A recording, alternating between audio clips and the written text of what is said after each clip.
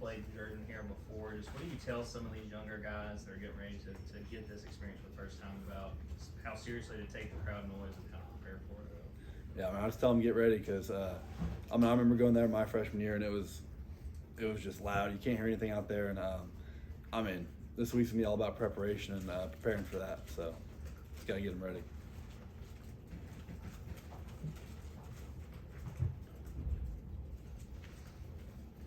I asked Pop about your patented stiff arms to defenders during games, and if you ever try that in practice, and he said you're too smart to try it on he and the linebacker crew. Is that correct? No, he's lying. I mean, I mean, sometimes they get lucky and they don't get it, but yeah, I mean, usually they can't. They're not close enough to me to do that. So. Yeah. Yeah, with Ladd having not played so far this season, just from a teammate perspective, how is he doing? Maybe not even necessarily so much in practice, but just from a mental aspect of trying to stay ready and trying to battle through an injury that seems to be bothering him. Yeah, I mean, it's always tough to do that with an injury, but I think Ladd's done a really good job at staying locked in, and I mean, I guess just staying with the team, and we're just trying to support him through it all because I know it's tough, not because I know he wants to be out there and playing, but yeah, I mean, he's just staying ready, and we'll see how he does in the next couple weeks. Lawson dressed out for the first time this past Saturday. When y'all do get him back, what does he add to y'all's tight end room? Yeah, he had a little bit of needed depth because I mean it's me and Delp and then Sheehan and Cooper behind us, and I mean it'll help out a little bit. I guess dispersing the reps, and hopefully he can get some quality reps in, and I mean make an impact on the team.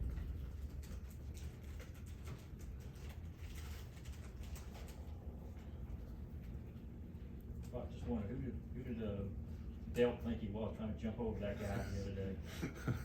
Oh man, yeah, he said he might need to put the hurdle away for a little bit after that one because I was on the sideline. I was like, oh my gosh, there's no way he's about to hurdle him, and he tried it, and yeah, that was bad. Bad.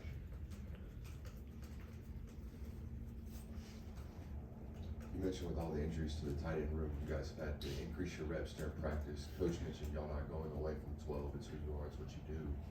Do you enjoy the extra reps? Because we've heard Coach Hartley talk about how he kind of has to tame you down during practice. Mm-hmm.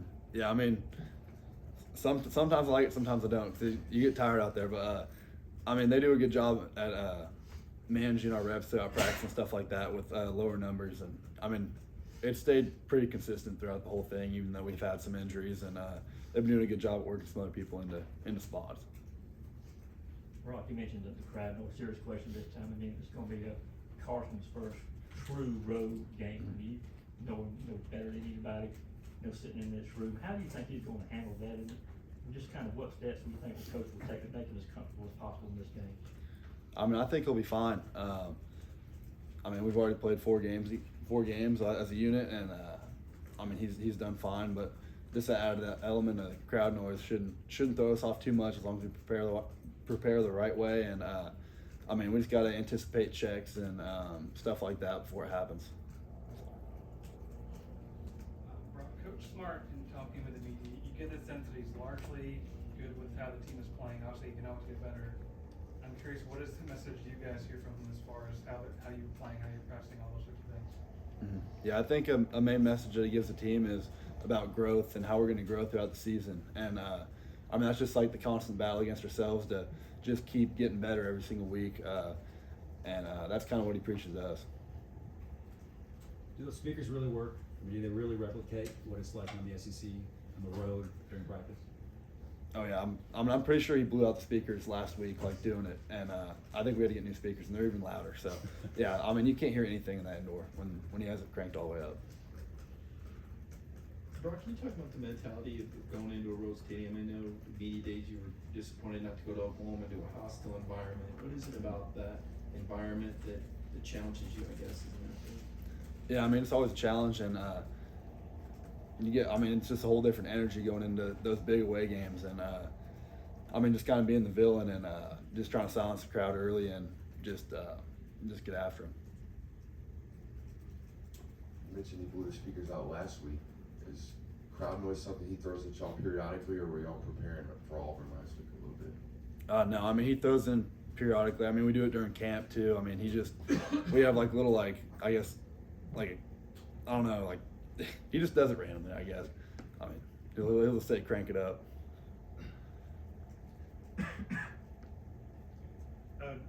talked about getting better each week and the growth that they were focusing on. What does growth look like for you? What are you working on to get better?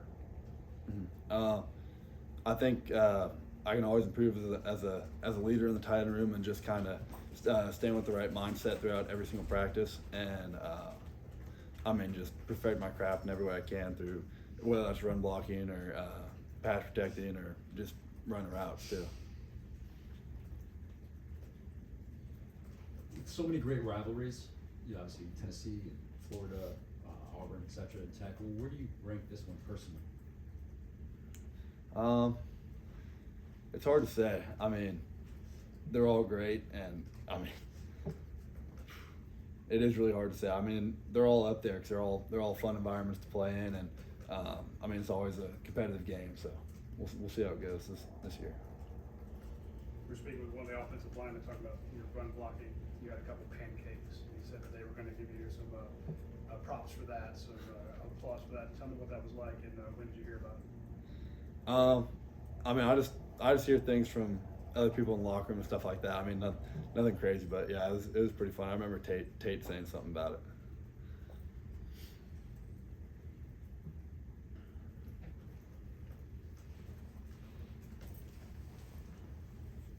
This is easily the dumbest question I've ever asked, but Travis Kelce is now, I guess, dating Taylor Swift. I don't know if you've seen that. Yeah. You know, I'm sure you got an ESPN alert about it. As a fellow tight end, do you take this as a win? Are you proud that a tight end is, you know, dating the biggest pop star in the world? Yeah, it's kind of a win for the tight ends, I guess. I mean, it's getting a whole lot of media coverage, so yeah, I've seen it like everywhere. Yeah. Yeah. Any more questions for Brock? Any more about Taylor Swift? To follow up on what I was asking, is complacency also you guys are you see seeping in sometimes, and how much of an issue you guys have been to this point?